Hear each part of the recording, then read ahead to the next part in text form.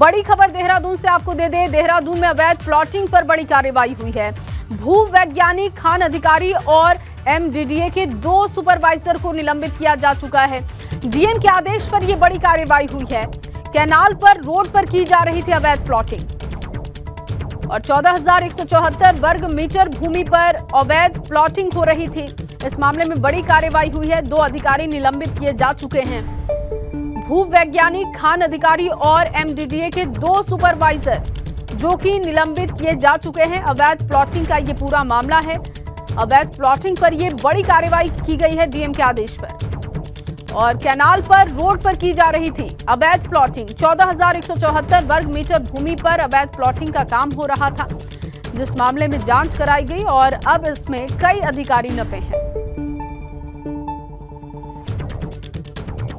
देहरादून में अवैध निर्माण और अतिक्रमण कोई नई समस्या नहीं है, लेकिन आए दिनों जिस तरीके से अधिकारियों की मिलीभगत और अफसरों की मिलीभगत से पूरे देहरादून को कंक्रीट के जंगल में तब्दील किया जा रहा है, ये अपने आप में एक बड़ा विषय है। इस वक्त जहां पर मैं मौजूद हूं, आप देखेंगे कि किस तरीके से पूरे पहाड़ को समतलीकरण के नाम पर खोद दिया गया और ऐसे में तकरीबन पिछले 6 महीने से ज़्यादा समय से इस पहाड़ को खोदने का काम किया जा रहा था। लेकिन चाहे एमडीडीए हो, जो मसूरी डेवलपमेंट जो अथॉरिटी है, या फिर ज़िला प्रशासन हो, किसी के संज्ञान में ये मामला नहीं था। हालांकि अगर अब बात की जाए तो अब जाकर इस पर कार्रवाई हुई है, क्योंकि ये 14,175 वर्ग किलोमीटर का ये जो अवैध प्लॉटिंग यहाँ पर की जा रही थी, ये बहुत मुख्य रोड है, राजपुर से सटी हुई है और ऐसे में जिस तरीके से अवैध प्लॉटिंग हुई, इस पर किसी की नज़र नहीं गई, ये अपने आप में बड़ा सवाल खड़ा करता है। हालांकि अब जो खानापूर्ति के नाम पर चाहे खान अधिकारी हों, भूवैज्ञानिक और एमडीडीए के 2 सुपरवाइजर हों, उनको निलंबित किया गया है। लेकिन जो कैनाल रोड पर पहाड़ काटकर ये अवैध प्लॉटिंग की जा रही थी, इस पर अभी तक एमडीडीए और इसके जिम्मेदार अधिकारी क्यों आंख मूंद कर रहे हैं, ये अपने आप में एक बड़ा सवाल है।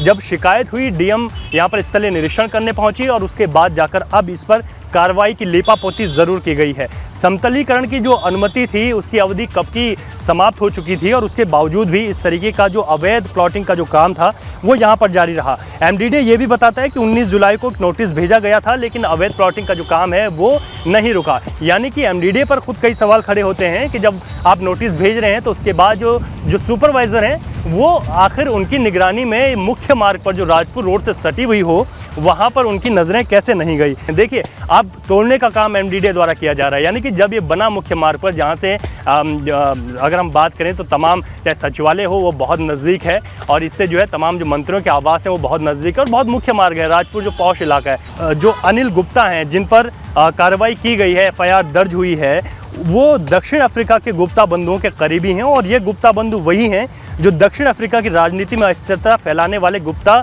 बंधु हैं और उनके करीबी हैं अनिल गुप्ता, जो कि सहारनपुर के रहने वाले हैं। लेकिन इसमें सबसे बड़ा सवाल यही है कि आखिर इतनी बड़ी अवैध प्लॉटिंग का जो काम था वो देहरादून में चल रहा था और इस तरीके से न जाने कितने ऐसे अवैध निर्माण देहरादून के भीतर चल रहे होंगे। सहयोगी निशांत चौहान के साथ रवि कैंतुरा, एबीपी गंगा, देहरादून। और इसी खबर पर ज्यादा जानकारी के साथ रवि कैंतुरा मेरे सहयोगी जुड़ चुके हैं। रवि, ये प्लॉटिंग कहां पर हो रही थी, कितने लोग इसमें संलिप्त पाए गए हैं और कितनी बड़ी कार्रवाई जो अभी हुई है, कुछ अधिकारियों पर गाज गिरी है, कितनी बड़ी कार्रवाई मानी जा रही है? जी बिल्कुल, ये देखिए, क्योंकि ये शहर के बीचों बीच ये अवैध प्लॉटिंग का मामला सामने आया है और यहाँ पर जो पहाड़ था उसके कटान की अनुमति ली गई थी समतलीकरण की, लेकिन उसके बाद इसको अवैध प्लॉटिंग में जो है बनाया जा रहा था। लेकिन सबसे बड़ी बात है कि शहर के बीचों बीच जो अफसर हैं वो किस तरीके से आंखें मूंदे रहे और अब जाकर जब बातें सामने आई, बहुत ज्यादा शिकायतें हुई, तो उसके बाद कार्रवाई हुई है।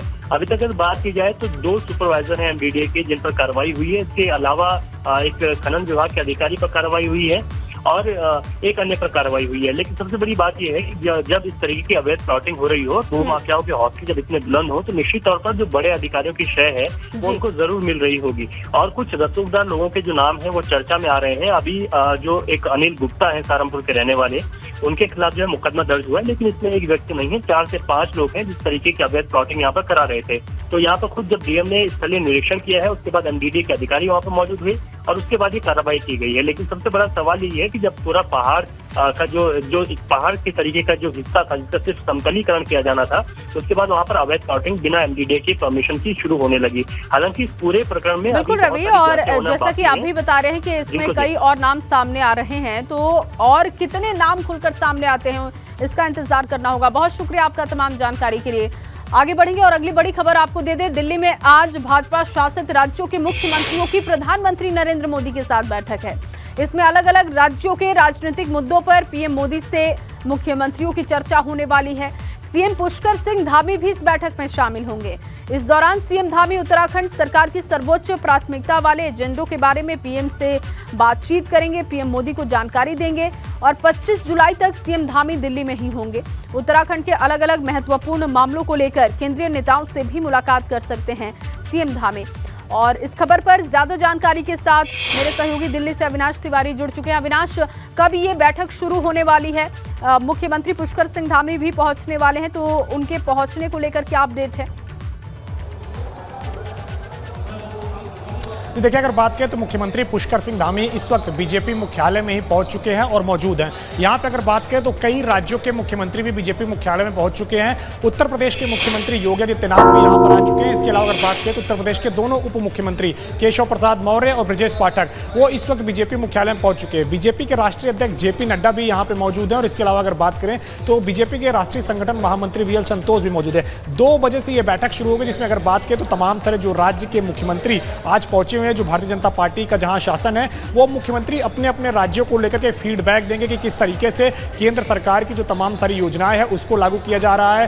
डायरेक्ट बेनिफिट ट्रांसफर जो तमाम सारे लोगों को हो रहा है, जिनके खातों में सीधे पैसे जा रहे हैं, उनको किस तरीके से लाभान्वित किया जा रहा है। कोई ऐसा व्यक्ति तो नहीं है जो केंद्र सरकार और राज्य सरकार की योजनाओं से लाभान्वित ना हो पा रहा और उसकी पात्रता रखता हो। इन तमाम सारी चीजों को लेकर के आज यहाँ बातचीत होगी। इसके साथ साथ ये भी बातचीत होगी कि राज्य सरकार ने अब तक क्या क्या काम किया है और पब्लिक में उसका इंपैक्ट किस तरीके से है। तो बीजेपी एक फीडबैक लेने की कोशिश कर रही है कि केंद्र सरकार और राज्य सरकार जो काम कर रही है उसका आम जनता में और आम जनमानस में क्या प्रभाव है और वो क्या सोच रहे हैं इस तमाम सारे कार्यक्रम को लेकर के। तो इन तमाम सारी चीजों को लेकर राज्यवार रिपोर्ट ली जाएगी और राज्यों ने कितना अपनी ओर से इसमें कोशिश किया है, खासतौर से अगर बात करें तो जनता का मूड बदलने में और खासतौर से केंद्र सरकार और राज्य सरकार की योजनाओं को पहुंचाने में।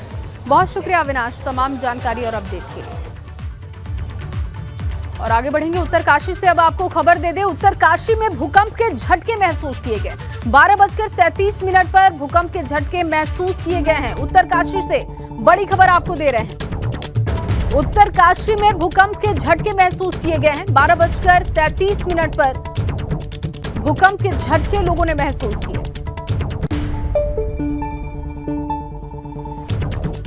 बड़ी खबर इस वक्त आपको उत्तरकाशी से दे रहे हैं। भूकंप के झटके उत्तरकाशी में लोगों ने महसूस किए। 12:37 पर भूकंप के झटके लोगों ने महसूस किए।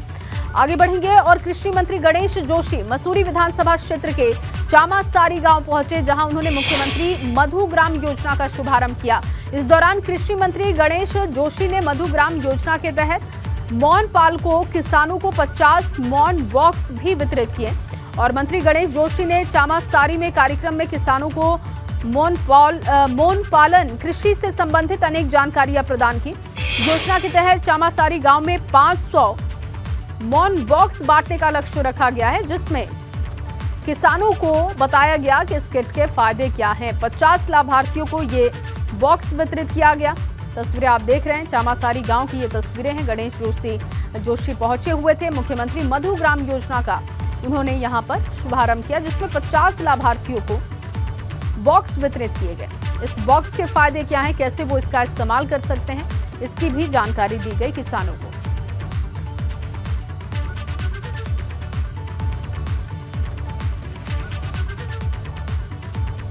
और खबर देहरादून से, जहां बद्री केदार मंदिर समिति के पूर्व अध्यक्ष गणेश गोदियाल कोर्ट जाने की बात कह रहे हैं। अपने ऊपर लगे आरोपों पर जांच के लिए कोर्ट का रुख अख्तियार कर सकते हैं।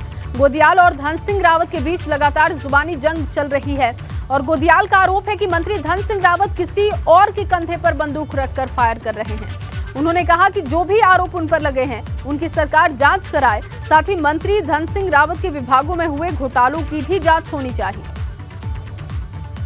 ये वो बच रहे हैं या नहीं बच रहे हैं वो जाने, लेकिन इनके पीछे वही है, इसमें तो कोई शक ही नहीं है, वही उनके पीछे है। और क्या है? आपको लगा सर कि दूसरे भी कई मामले हैं, सहकारिता विभाग में घोटाले हैं, बहुत सारी चीजें। मैंने कई बातें उठा रखी हैं, आपको पता है कि मैंने कई बातें उठा रखी हैं और जो मैंने प्रश्न उठाए थे उनके बाद की ये प्रतिक्रिया है कि किसी व्यक्ति को मेरे सामने खड़ा कर दिया जाता है। लेकिन किसी व्यक्ति को मेरे सामने खड़ा करने से उन पर लगे आरोप नहीं धुल जाते।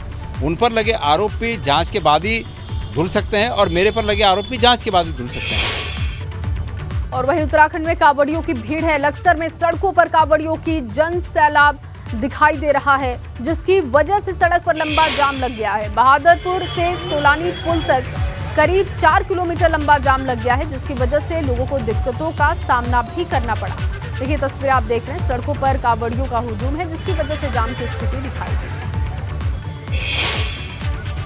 धर्मनगरी हरिद्वार में कांवड़िए आस्था की डुबकी लगाने के बाद गंगा जल लेकर अपने घरों की तरफ रवाना हो रहे हैं, जहां वो शिवालयों तक पहुंचेंगे, जलाभिषेक करेंगे। हरिद्वार में इस बार 4 से 5 करोड़ कांवड़ियों के पहुंचने की उम्मीद है और ऐसे में प्रशासन पूरी तरीके से एक्टिव है। ये रिपोर्ट देखिए।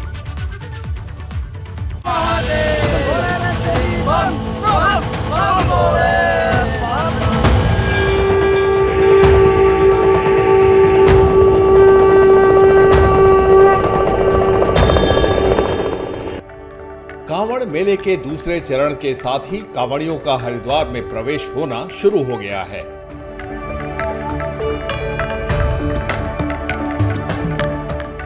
कांवड़ियों के लिए बनाई गई पार्किंग भी अब गाड़ियों से खचाखच भरी हुई नजर आ रही है। यहां तक कि नेशनल हाईवे पर भी शिव भक्तों का केसरिया सैलाब उमड़ पड़ा है। जिधर देखो उधर सिर्फ भोले के भक्त नजर आ रहे हैं और हर की पौड़ी से जल भरकर इन भक्तों की वापसी यात्रा भी शुरू हो गई है।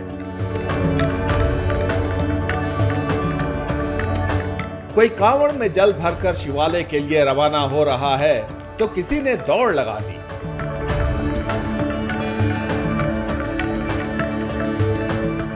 धर्म नगरी में लाखों शिव भक्तों का रेला उमड़ पड़ा है। लोग गंगा में आस्था की डुबकी लगा रहे हैं। ऐसे में कांवड़ियों की सुरक्षा के लिए चप्पे चप्पे पर पुलिस बल तैनात है।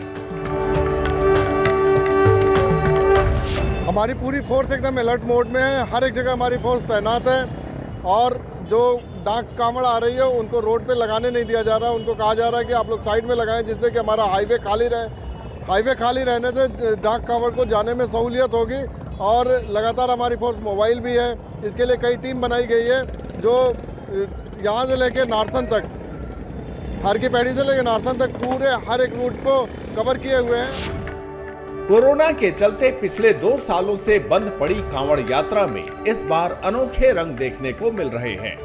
शिवरात्रि पर जलाभिषेक का समय जैसे जैसे नजदीक आ रहा है, उसी के साथ आस्था का रंग और गहरा होता जा रहा है। क्या नहर पटरी और क्या हाईवे, चारों ओर भोले के जयकारों की गूंज है। एबीपी गंगा के लिए हरिद्वार से रोहित सिकोला की रिपोर्ट।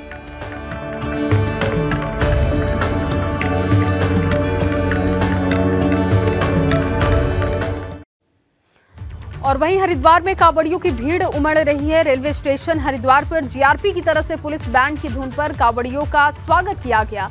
उत्तराखंड में पहली बार कांवड़ियों का इस तरीके से सम्मान हो रहा है, जिससे कि शिव भक्त काफी खुश दिखाई दिए।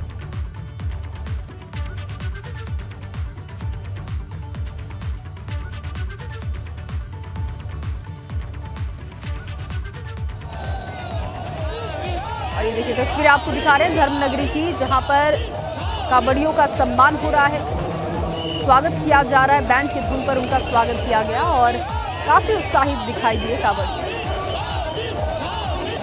तो जीआरपी ने कांवड़ियों के लिए व्यवस्थाएं की, स्वागत के लिए इंतजाम किए थे। बैंड की धुन पर कांवड़ियों का स्वागत किया गया जब वो स्टेशन पहुंचे। और देखिए आप तस्वीरें धर्मनगरी हरिद्वार की देख रहे हैं, किस तरीके से बैंड बजाकर कांवड़ियों का सम्मान और स्वागत किया गया जीआरपी की तरफ से।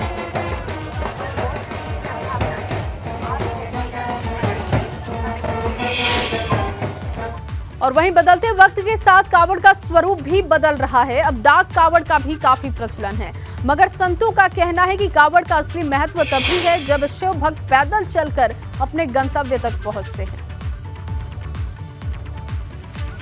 तो हर की पैड़ी पर कांवड़ियों पर पुष्प वर्षा की गई। इसके अलावा आपको बताएं कि लगातार कांवड़ियों का हुजूम बढ़ते जा रहा है और पैदल डाक चलना कांवड़ का और भी गाड़ी पक्ष है। में चलने में जमीन आसमान का अंतर। जब हम पैदल चलते हैं तो हमारी टांगें थक जाती है, टांगें सूज जाती है, ये सब चीज़ें कष्ट होता है। मतलब कष्ट नहीं होता, मतलब वो तकलीफ हम अपने आप को देते ताकि भगवान शंकर हम पे प्रसन्न हो जाए। अब डाक कांवड़ जो हम लेके चाहते हैं उसमें हम जा करके जल भरते हैं और वापस आते हैं और भगवान शंकर को अभिषेक करते हैं। परंतु जो कांवड़ यात्री जो है, जो पैदल आते हैं, उनके लिए बहुत जो है तपस्या का काम है। और उधर रुड़की में कांवड़ मेला पुलिस के लिए चुनौती साबित होने वाला है।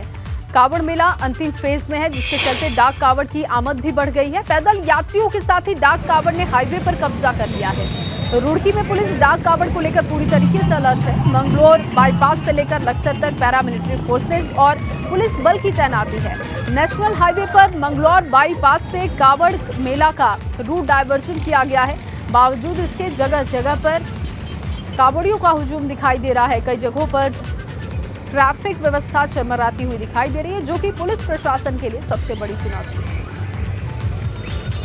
हरिद्वार से खबर। हरिद्वार में रेलवे स्टेशन पर एक यात्री ट्रेन के नीचे आने से बाल बाल बच गया। मौके पर मौजूद आरपीएफ कांस्टेबल की सूझबूझ की वजह से इस यात्री की जान बच पाई है। और एक बार के लिए तो लगा कि यात्री की जान नहीं बच पाएगी, मगर कहावत है कि जाको राखे साइयां मार सके ना कोई। ये कहावत इस हादसे में बिल्कुल सही और सटीक साबित हुई है। और वहीं पौड़ी देवप्रयाग स्ट्रेट अगले 3 दिन तक बंद रहेगा, जिसकी वजह से हरिद्वार और देहरादून यात्रा करने वाले लोगों की मुश्किलें बढ़ सकती हैं।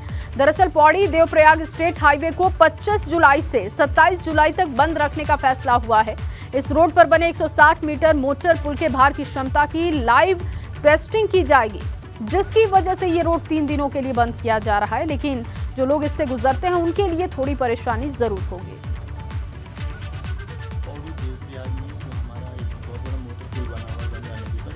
मीटर का, उसमें से रेलवे परियोजना की टनल बोरिंग मशीन आनी है, जिसके लिए उस पुल की भार वहन क्षमता का परीक्षण किया जाना है।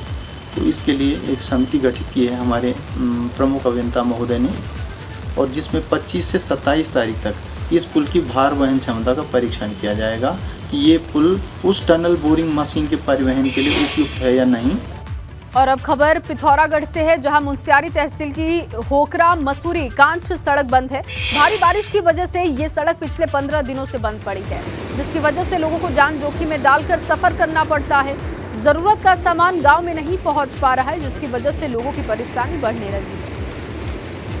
तो देखिए किस तरीके से लोग आवाजाही कर रहे हैं, क्योंकि सड़क 15 दिनों से बंद है, लेकिन अब तक रास्ते को नहीं खोला जा सका है।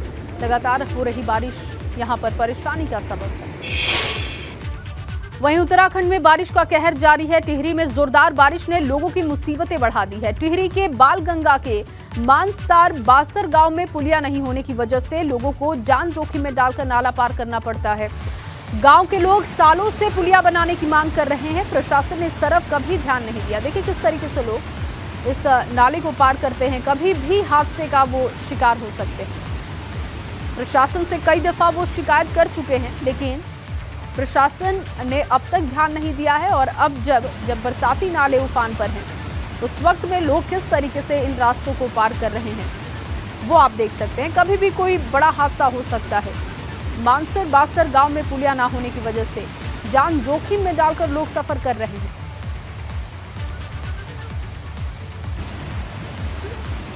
और सबसे ज्यादा मुश्किल मानसूनी सीजन में है, जब बरसात का मौसम है, उस वक्त में नदी नाले उफान पर है।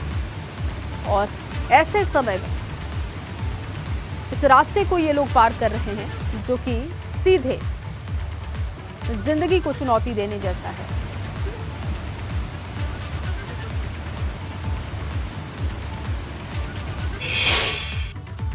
और वहीं हरिद्वार में ओम पुल के पास कांवड़ियों की एक बाइक में अचानक आग लग गई। आग ने अपने चपेट में वहां खड़ी और 3 बाइकों को भी ले लिया और कुल 4 बाइक जलकर राख हो गई।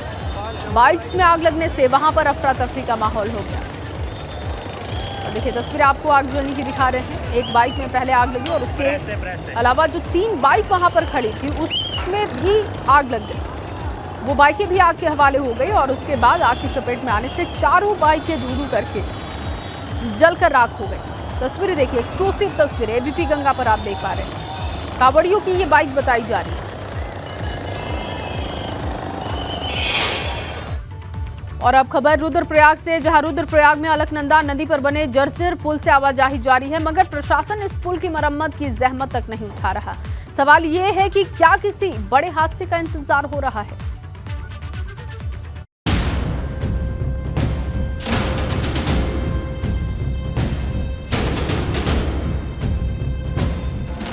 रुद्रप्रयाग में अलकनंदा नदी पर बना ये मोटर पुल अपनी अंतिम सांसें गिन रहा है, मगर फिर भी इस जर्जर पुल से आवाजाही जारी है।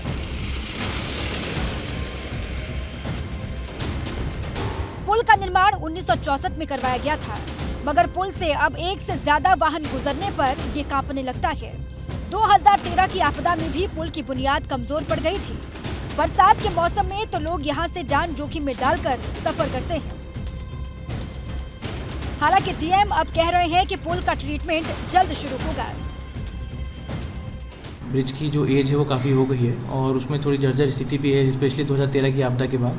तो इसमें मैंने एनएच को तत्काल करंट जो ब्रिज है उसकी स्ट्रेंथ टेस्ट करने के लिए बोला है और उसमें क्या इमीडिएट हम रिपेयरिंग कर सकते हैं वो, और जो दूसरा ब्रिज प्रस्तावित है उसकी डीपीआर बन के जो आगे गई हुई है उसको भी तत्काल रूप से सैंक्शन कराने के लिए और उसमें जो जो कार्रवाई करनी है उस पर आगे बढ़ने के लिए कहा है। पुल से होकर रुद्रप्रयाग जिले के कई गांवों के लोगों की आवाजाही होती है। लोगों के सामने आवाजाही का दूसरा कोई जरिया नहीं है और इसीलिए वो इस जर्जर पुल से आवाजाही का खतरा मोल लेते हैं। मगर सवाल सबसे बड़ा ये है कि अगर इस पुल पर कभी कोई बड़ा हादसा होता है तो उसका जिम्मेदार कौन होगा। एबीपी गंगा के लिए रुद्रप्रयाग से रोहित डिमरे की रिपोर्ट।